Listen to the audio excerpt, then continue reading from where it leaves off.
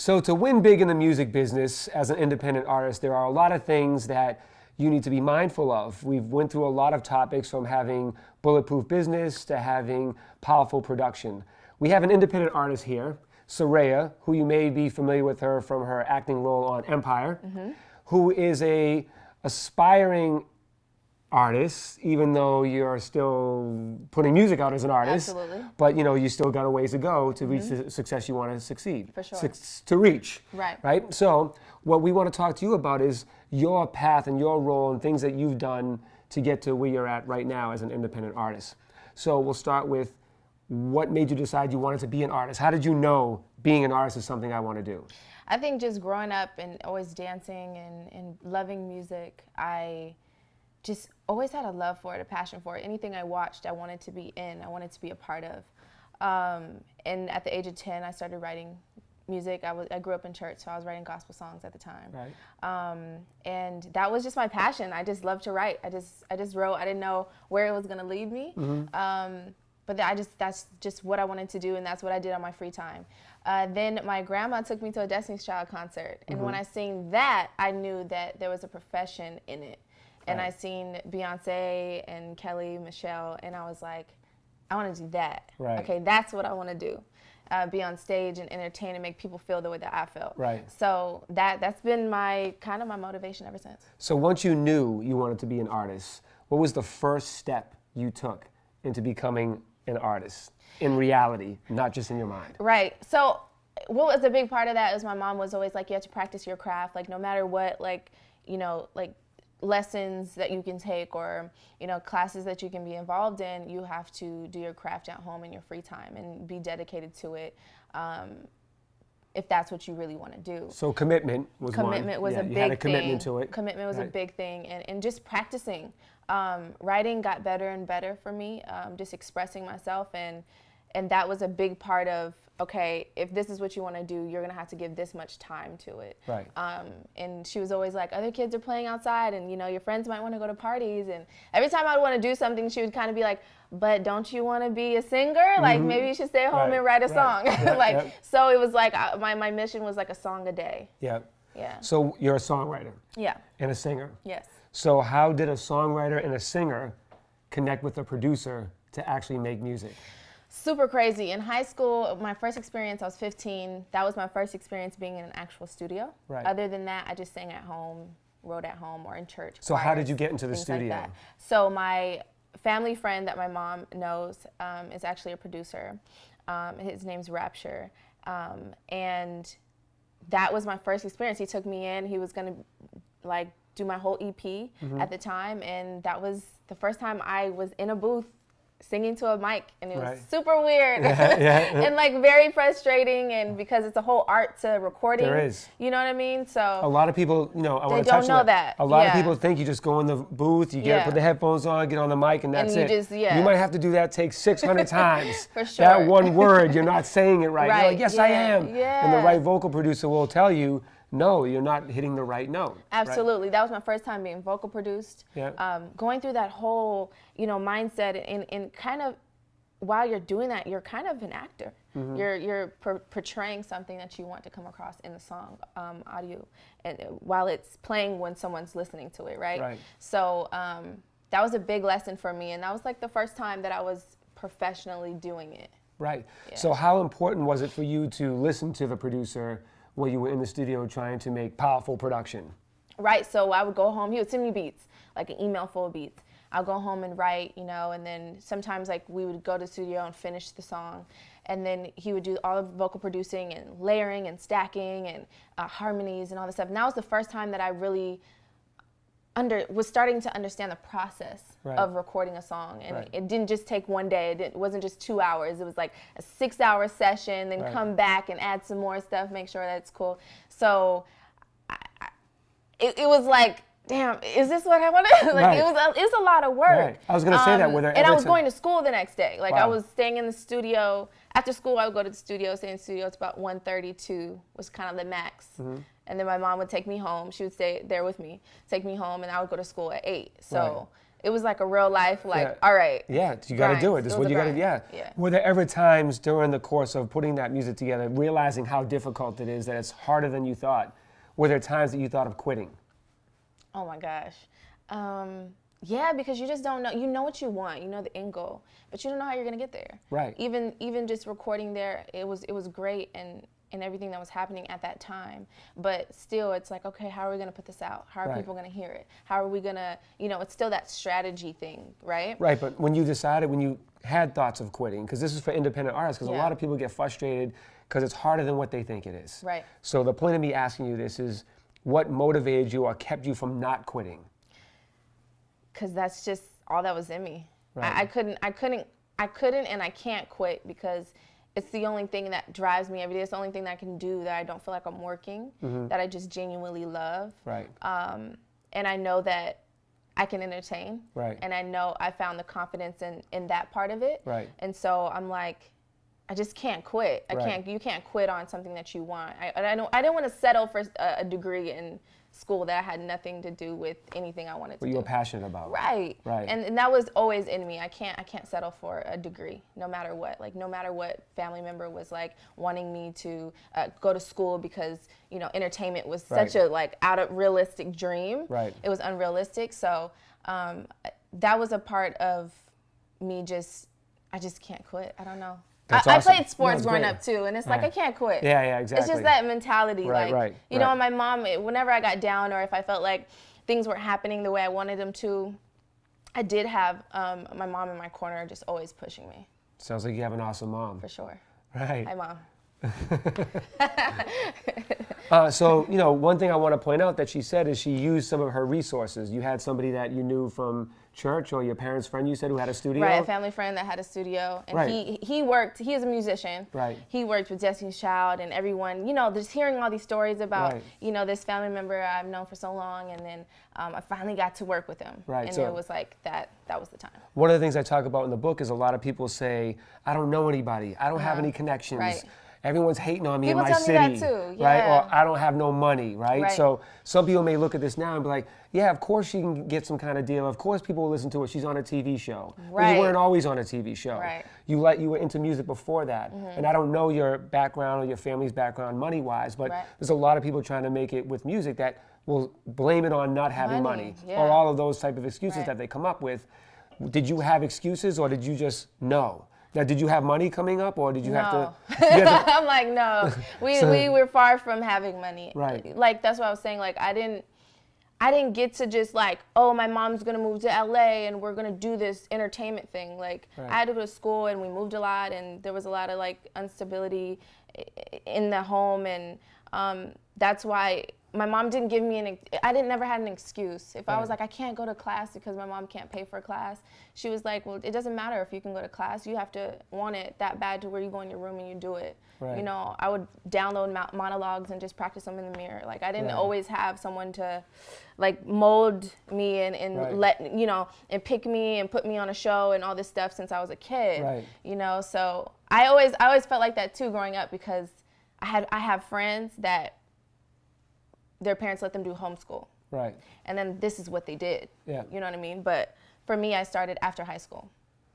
Started singing after high school. Yes. So it wasn't until after high school. Well, I'm saying like professionally. Right. Like, I had to go to school. I had things to do, and then I did my singing and everything that I did on the side. Right. Kind of like, and but I never was able to have an excuse. Like I said, my mom was always like, if this is something you want to do, regardless of the life situation, this is your passion, and you Right. have to want it that bad. Right. So it's inspiring. Your Yeah. mom's inspiring, and you're inspiring for Yeah. not quitting. So what I really want to get across to those that are watching is, like I said, a lot of people have excuses. Absolutely. And everybody has a story. Yeah. Everybody has a reason to quit. Everybody has a reason of why it won't work. Yeah. But the reason why it works for those that end up winning is because they don't fall for excuses. They don't blame other people. Right. They don't blame other things, just like you and your mom. You figure it out and you make it happen until Yeah. it works. Yeah. So now you've been doing it all through high school, figuring out, practicing, honing your skill. Everything done in the dark comes to light. That's for good and bad things. Right. So now after high school, now you said, okay, I'm really going to chase being an artist Yeah. seriously. Absolutely, right. So what were the first steps you did as an artist coming from not much money, not having any connections, just having a dream and passion and not quitting, after high school, what was the first step you did as an independent artist to say, I'm going to make this a reality now? I found someone locally that had a studio that wasn't going to charge like hella money for like a session, so it was probably like $15 an hour. And I made sure I wrote everything before I went in to record. So you had a plan. I had a plan. What you were going to accomplish in the studio. Yes, and my project was called His Beat, Her Voice, and I downloaded like all male rap tracks. So from Lil Wayne, Drake, Future, anyone that was hot at that time in like 2010, something like that.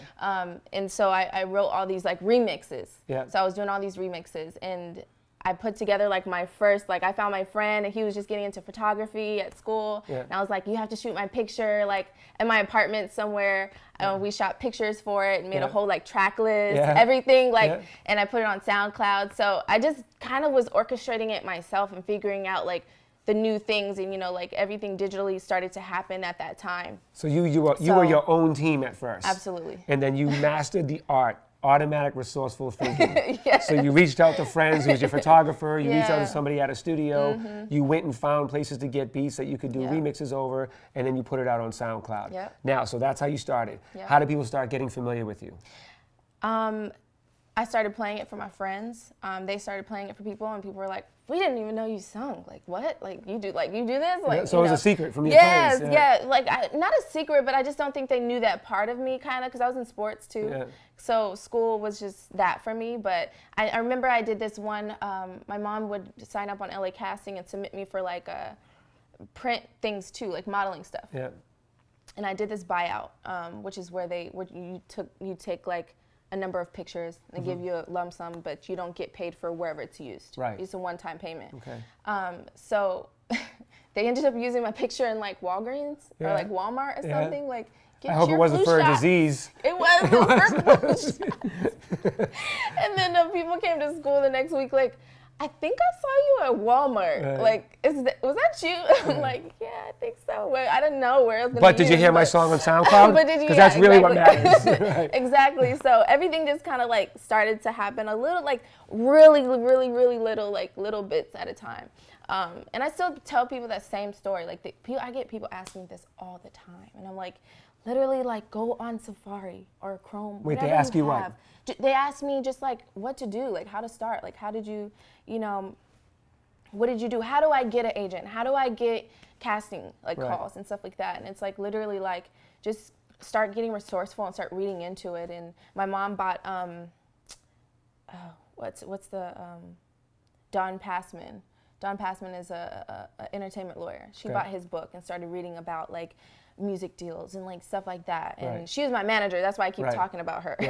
But and so we just kind of started to do that on our own. Without, you just have to start. You have to start.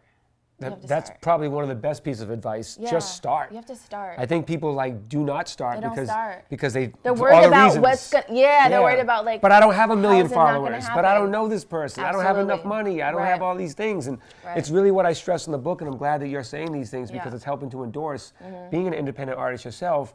It's helping other artists that are aspiring to be where you're at and further to realize that what the book is saying is true. Just go. There's no magical moment. There isn't. Just go. You have to go for it every day.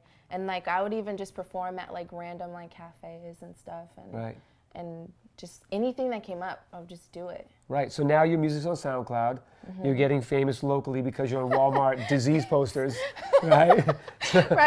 Meningitis. Oh, great. Go back to school. Don't be like her, who's got this girl, disease. That's not that cool anymore.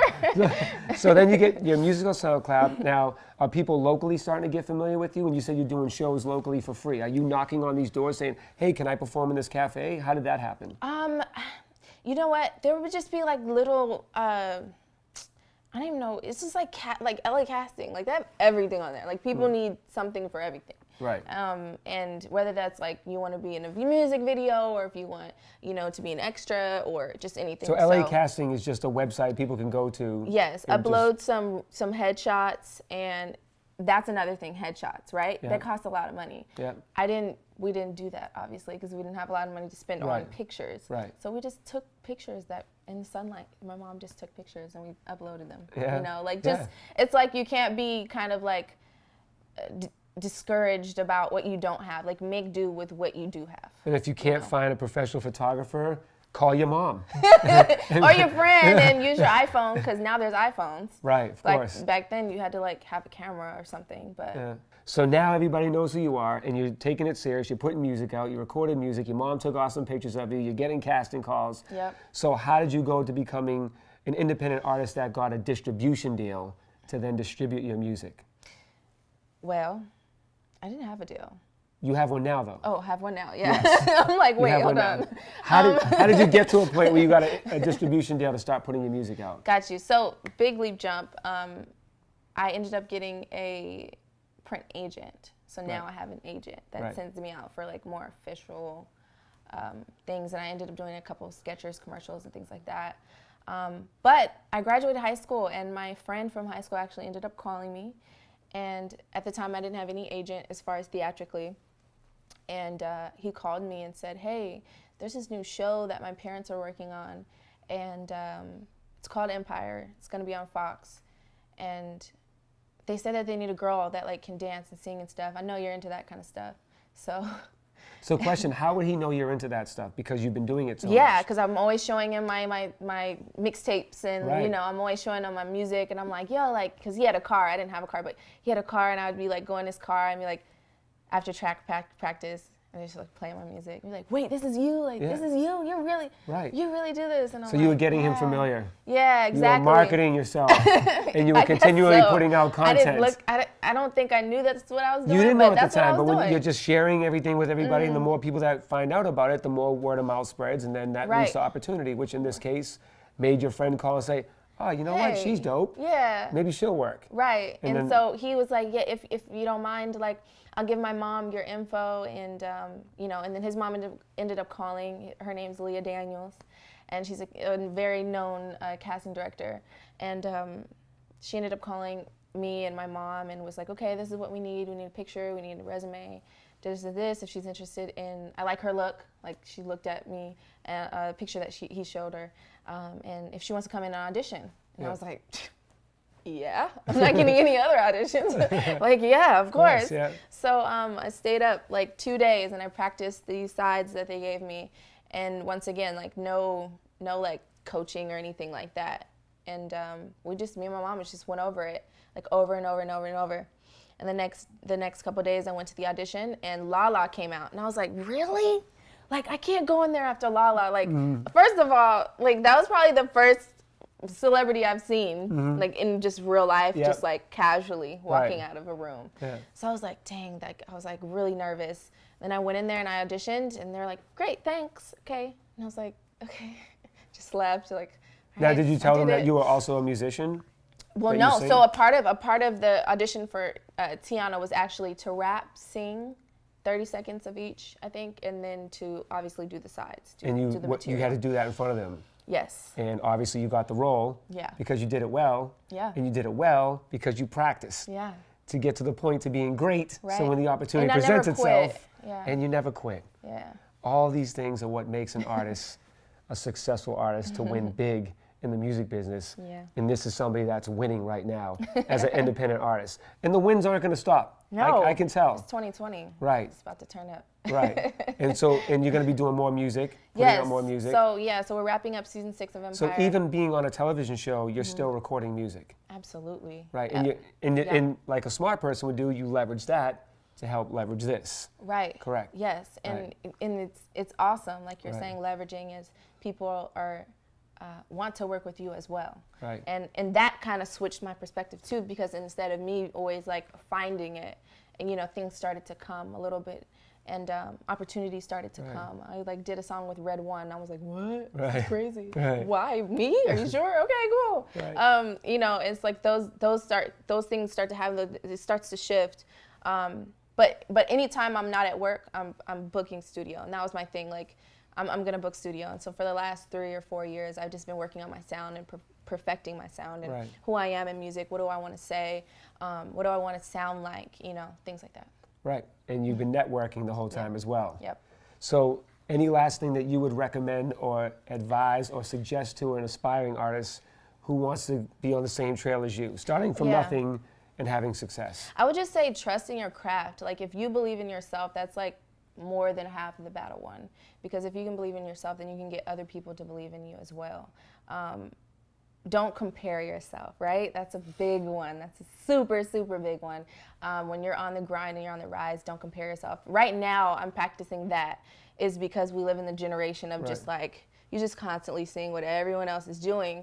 And right now, I don't even barely know like what's the new cool song. Right. Like I just listen to my music, I just listen to my inspiration, and I write. So basically when you make your plan, kind of not give a shit about somebody else's plan. Yeah, Oprah said when she was making her show, and she wanted to start to get into having her own talk show, she made it mandatory for her team to not talk about any other talk show. No one else's like successes.